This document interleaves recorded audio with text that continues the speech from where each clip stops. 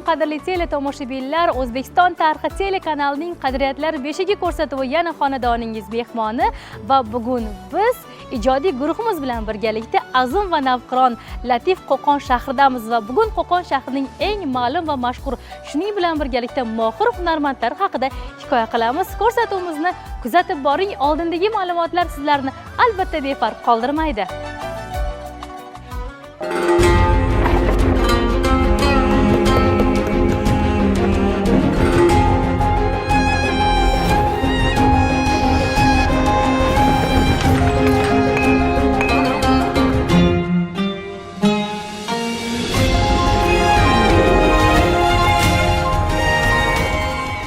Farg'ona hunarmandlar vatani, milliy qadriyatlar makoni, vodiylik qo'li gul, mahoratli usta hunarmandlar esa bugun milliyligimiz, osor atiqalarimizni dunyo uzra yoyib, targ'ib etib kelishmoqda. Go'zal vodiyga uyushtirgan safarimizning ilk manzili tarixni o'zida jam etgan Qo'qon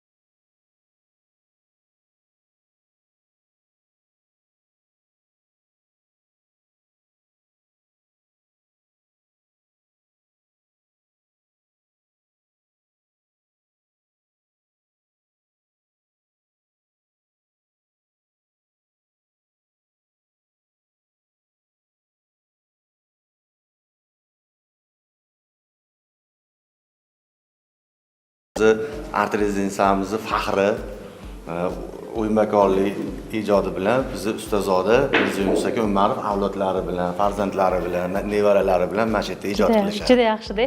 Biz bezovta qilib qo'ymadikmi siz ustoz? Yo'q, bemalol. Charchab qolmayapsizmi? Kelaveringlar, tomosha qilaveringlar. Sizga mehmon olib kelyapman-da. Yaxshi-da. Unda biz bular bilan biroz suhbatlashamiz va keyin yana mana shu markazni boshqa mohir hunarmandlar bilan tanishamiz. Mayli, sizlar bo'lmasam bemalol suhbatlashib olaveringlar, men shu yerda bo'lib turaman. Rahmat kattakon, sizga rahmat. Ustoz, charchab qolmayapsizmi? Hormang endi. Yo'q. Yaxshimisiz? Buncha go'zal ishlaringiz, buncha chiroyli, bejirim. Endi qo'limizdan kelgancha chiroyli qilishga harakat qilamiz-da. Ko'z tegmasin, qo'llaringiz dard ko'rmasin.